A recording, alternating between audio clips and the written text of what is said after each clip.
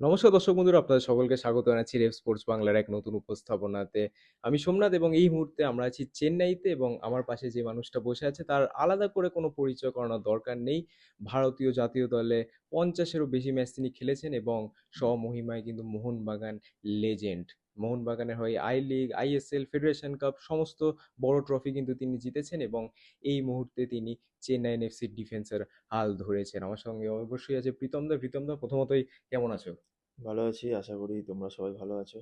একদমই তাই। এবং একটা নতুন চ্যালেঞ্জ প্রীতম দা, তুমি মোটামুটি তোমার কেরিয়ারের প্রায় অনেকটা সময় কলকাতাতে খেলেছো এবং যদি লাস্ট ২ বছরের কথা বলি কেরালা, তারপরে চেন্নাই। তো এই বাইরে যে আবহাওয়াটা, বাংলার বাইরে যে আবহাওয়াটা, এটা কিভাবে মানিয়ে নিচ্ছ এই বয়সেও? না, অবশ্যই দেখো, ফুটবল তো সেম। হুম। অবভিয়াসলি কলকাতার আবেগ, যেখানে আমার ছোট থেকে শুরু আর কি। আর যে ক্লাবটার হয়ে আমি স্টার্ট করেছি সেই ক্লাবটার আমার একটা ভালোবাসা আগে থেকেই ছিল এবং আমার ফ্যামিলিরও ভালোবাসা ছিল, সেটা সবাই জানে। সেটা নিয়ে আলাদাভাবে কিছু বলার নেই। বাট যে ফুটবল কালচারের মধ্যে দিয়ে আমি বড় হয়েছি সেখানে অবশ্যই লাস্ট ২ বছর আমি ৩ বছর বলতে পারো অলমোস্ট যে আমি বাইরে খেলছি। বাট এটা আমার কাছেও একটা চ্যালেঞ্জিং যে আমি কলকাতার বাইরে কিরকমভাবে নিজেকে মানিয়ে নিচ্ছি বা কিরকমভাবে আমি নিজেকে প্রিপেয়ার করছি বা ইউজ টু হচ্ছি কিনা আমি বাইরে গিয়ে খেলাটা, তো সেটাও একটা ব্যাপার। বাট আমার মনে হয় যে আমি সেই জায়গা থেকে বেরিয়ে এসে ভালোভাবেই বাইরের পরিবেশের সাথে ইউজ টু হয়ে গেছি এবং এরকম কোনো ব্যাপার না যে আমি যে ক্লাবেরই জার্সি পরি, বাট আমার কাছে নামের থেকেও ব্যাচটা বেশি ইম্পর্টেন্ট এবং আমি যে ব্যাচই গায়ে চাপাই না কেন সেটার জন্য 100% দেওয়ার চেষ্টা করি, যেটা আমি এখনও করে যাচ্ছি, আগামী দিনেও করবো। একদমই খুব সুন্দর উত্তরটা দিলে এবং এই উত্তরটা ধরেই আরেকটা প্রশ্ন, যে এখনকার দিনে আমরা কিন্তু ভারতীয় জাতীয় দলে আর বাঙালি ফুটবলার দেখছি না। লাস্ট অবশ্যই শুভাশিস বোসকে আমরা দেখেছি, বাট এই রিসেন্ট কল আপে তাকেও কিন্তু ডাকা হয়নি। এবং এই বাঙালি প্লেয়ারদের মধ্যে যে একটা বলতে পারো যে মাইন্ডসেট, যে আমি খেললে বড় ক্লাবেই খেলবো, বাইরে অতটা তারা যেতে চায় না, আই লিগে যেখানে গেম টাইম তারা বেসিক্যালি গেম টাইমটা প্রায়োরিটাইজ দেয় না। তো তুমি অবশ্যই বাইরে খেলেছো, সমস্তটা দেখেছো, তাদের উদ্দেশ্যে কি মেসেজ দেবে? ঠিক আমার মনে হয় যে যারা এখন আমাদের ইয়ং বাঙালি জেনারেশনের যারা প্লেয়ার আছে, আমার মনে হয় যে তাদেরকে ভাবা উচিত তাদের নিজের দিকে কেরিয়ার নেওয়া। কারণ আমাদের সময় আমরা যখন স্টার্ট করেছি 2012-13-এ বলো, আমি ফার্স্ট 2013-এর হাফ সিজন থেকে মোহনবাগান জয়েন করি। করিম বেঞ্চারি কল আপ করেছিল, করিম বেঞ্চারিফার আন্ডারে।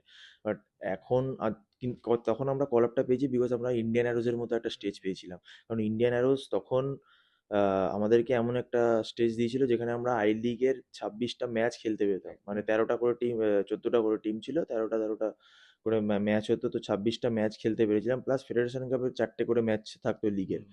তো সেই জায়গাটা আমরা খেলা দেখাতে পেরেছিলাম বলে ওখানে 1.5 বছর তারপরে না আমাকে মোহনবাগান ডেকেছিল বা অন্য কাউকে ইস্টবেঙ্গল ডেকেছিল। আজকে তুমি যদি ওই ব্যাচের প্লেয়ার, আমাদের ওই ব্যাচের প্লেয়ার দেখো, তারাই কিন্তু কন্টিনিউ করছে এখনো অবধি। হুম। তুমি এবং এখনকার জেনারেশনের যারা প্লেয়ার আছে তারা সবাই টাকার পেছনে দৌড়াচ্ছে।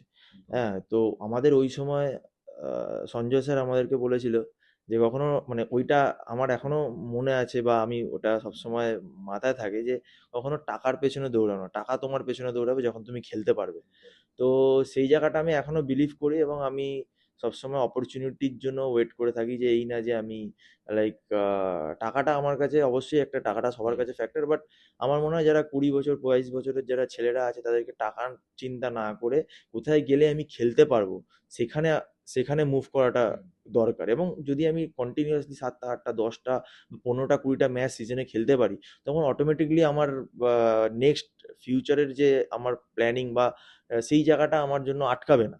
তো সেই জায়গাটা আমার মনে হয় এখনকার প্লেয়ার, এখনকার যারা ইয়ং জেনারেশন যারা আছে তাদের কাছে আমার এটাই অ্যাডভাইস থাকবে, কখনো টাকার পেছনে দৌড়াও না। তোমাদের যদি ট্যালেন্ট থাকে, হার্ডওয়ার্ক করো, টাকা তোমাদের পেছনে দৌড়াবে এবং চেষ্টা করো যে সিজনে যেখানে খেলতে পারবে সেই টিমে যাও। একদম। অ্যাটলিস্ট এরকম না, কেউ গ্যারেন্টি দিতে পারে না আজকে আমি এখানে এসেছি আমার গ্যারেন্টি নেই যে আমি খেলবো। তোমাকে হার্ডওয়ার্ক করতে হবে, এভরিডে মাঠে গিয়ে ট্রেনিং করতে হবে।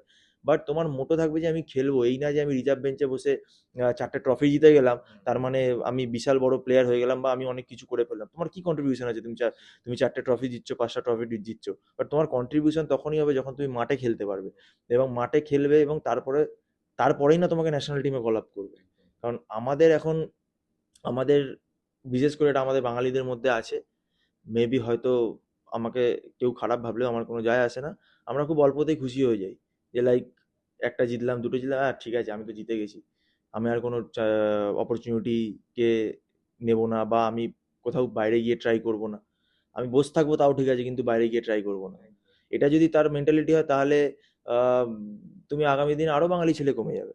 তো আমার কাছে এখনকার যারা ইয়ং জেনারেশন বাঙালি ছেলে আছে, তাদের কাছে এটাই আমার অ্যাডভাইস থাকবে যে যেখানে খেলতে পারবে সেখানে খেলো। আর যেটা আমাদের সঞ্জয় স্যার বলেছিল ওই টাইমে, যে বাবা টাকার পেছনে কখনো দৌড়াবে না, টাকা তোমাদের পেছনে দৌড়বে, খেলার পেছনে দৌড়াও। তো সেই জায়গাটা আমিও আবার সেটাই রিপিট করতে চাই, যে যারা এখন আসছো তারা টাকার জন্য ভেবো না। আগামী দিনে টাকা কামানোর অপরচুনিটি অনেক থাকবে, বাট খেলার পেছনে দৌড়াও। যদি খেলা না থাকে তাহলে টাকা থাকবে না। একদমই তাই। এবং বলেছিলে 2013 মরশুমে তুমি মোহনবাগানে এসেছিলে এবং তারপরে ঠিক দুটো সিজন পরেই সঞ্জয় সেনের তত্ত্বাবধানে সেই আই লিগ এবং তারপরে তোমার ভারতীয় জাতীয় দলে কল আপ হয় এবং ভারতীয় জাতীয় দলে প্রায় 50টার উপরে তুমি ম্যাচ খেলেছো, এএফসি এশিয়ান কাপ খেলেছো। 2019-এর যদি সেই এএফসি এশিয়ান কাপটার উনিশ কথা বলি, বাইশ 19-22 দুটোই। এবং সেটা ভারত অত্যন্ত কাছে চলে এসেছিল নকআউটসের, বাট স্টিল একটা ফাইনাল ম্যাচে বাহরিনের এগেনস্টে একটা হার্ট ব্রেক হয়। তখন মেন্টালিটিটা কিরকম ছিল? কারণ অবশ্যই বাঙালি ছেলেরা তোমাদের থেকেই জানতে চায় যে ওরকম একটা ঐতিহ্যের জায়গা, ওরকম একটা রেসপেক্টেবল জায়গাতে গিয়ে ওরকম ভাবে খেলা এবং অবশ্যই দেশের পুরো আশা ভরসা সবকিছু তাদের ঘাড়ে নিয়ে কিন্তু খেলাটা। তো এই জিনিসটা তুমি কিভাবে ব্যাখ্যা করবে?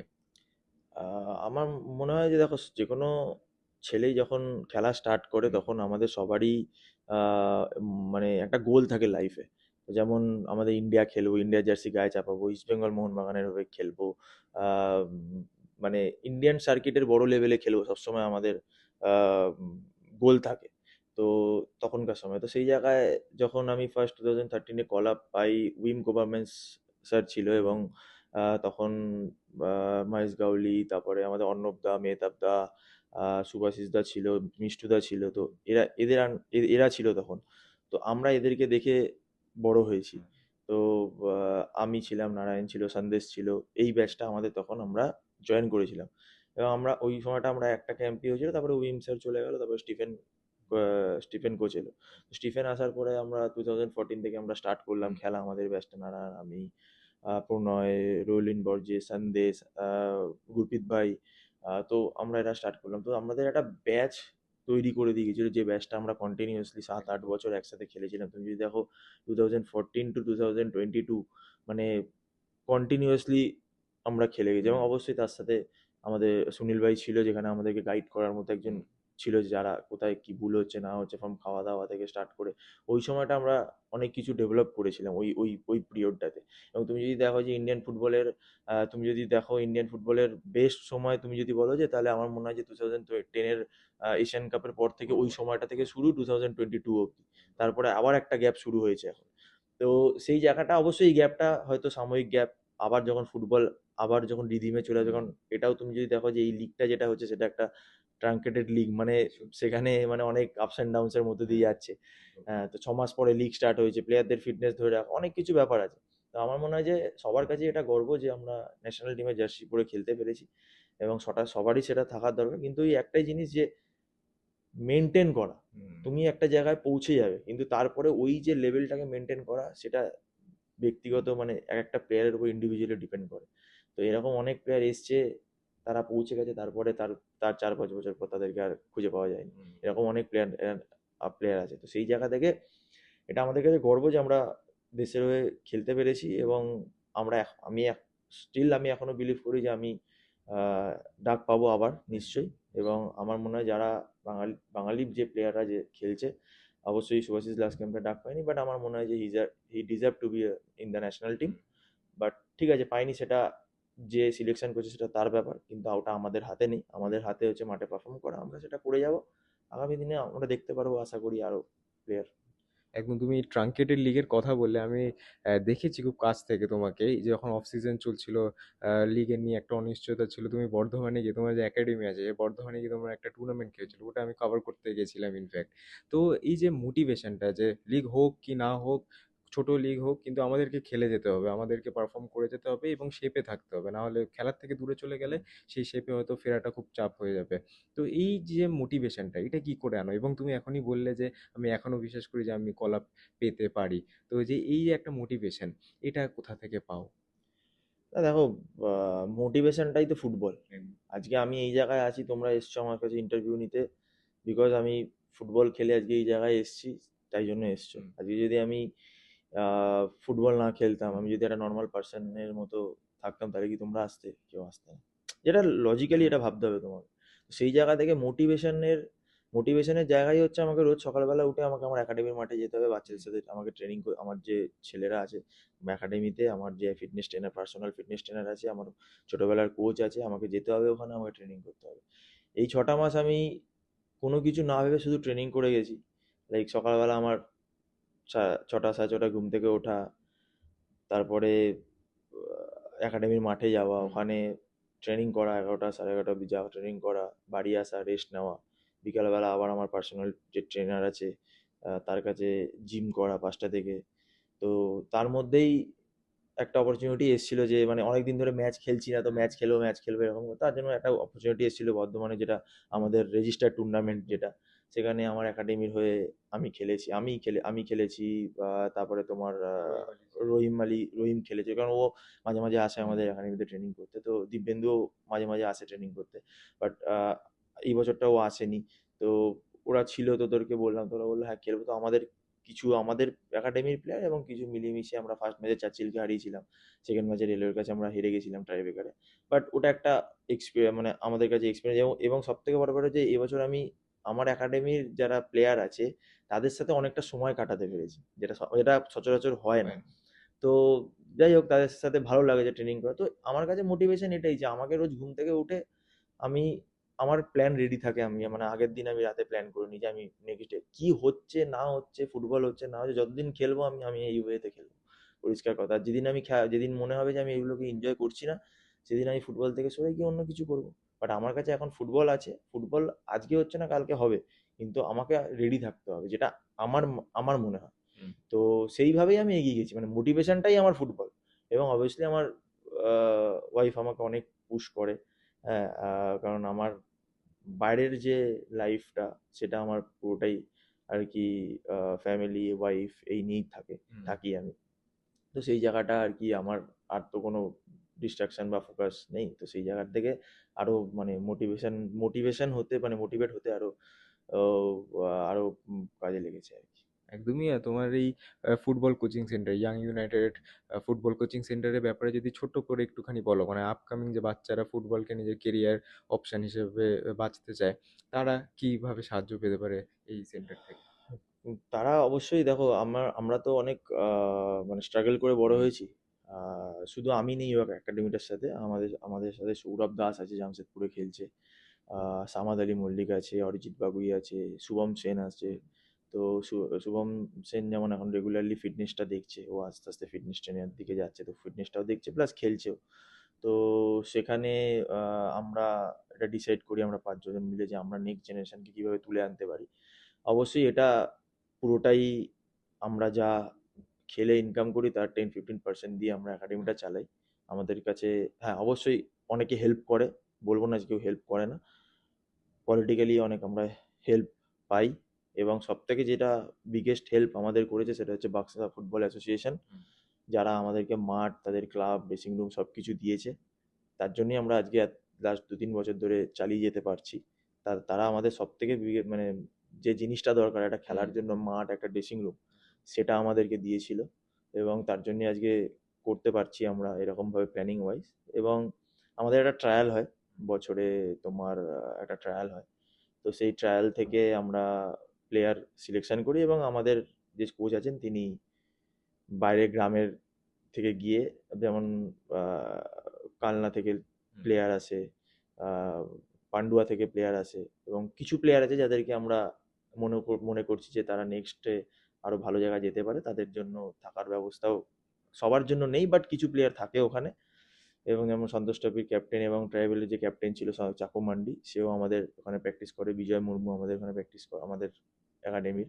এবং তো কিছু কানেকশন আছে বাইরে যারা যেখান থেকে প্লেয়ার পাঠায় আমাদের এখানে, এবং আমরা মোহনবাগান রিজার্ভ টিমেও কিছু প্লেয়ার দিয়েছি।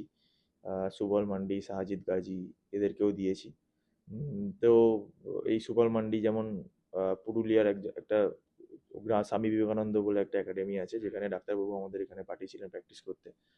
তো ও গেছে, ওখানে পাঠিয়েছি আমরা, ওখানে ভালো খেলছে, আগামী দিনে করব। তো এইভাবেই প্ল্যানিংয়ে এগোচ্ছি এবং আশা করছি যখন শুরু করেছি তখন তো কোনো স্বপ্ন নিয়ে শুরু করেছি।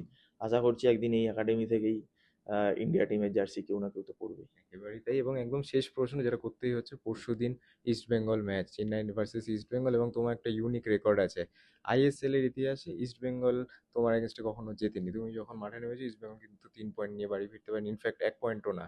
9টা ম্যাচ 9টাই জিতেছো, কখনো মোহনবাগান জার্সিতে, কেরালা জার্সিতে বা চেন্নাইয়ের জার্সিতে। তো এই রেকর্ডটা মেনটেন করতে বা কন্টিনিউ করতে কতটা কনফিডেন্ট এই পরশুদিনের ম্যাচের জন্য?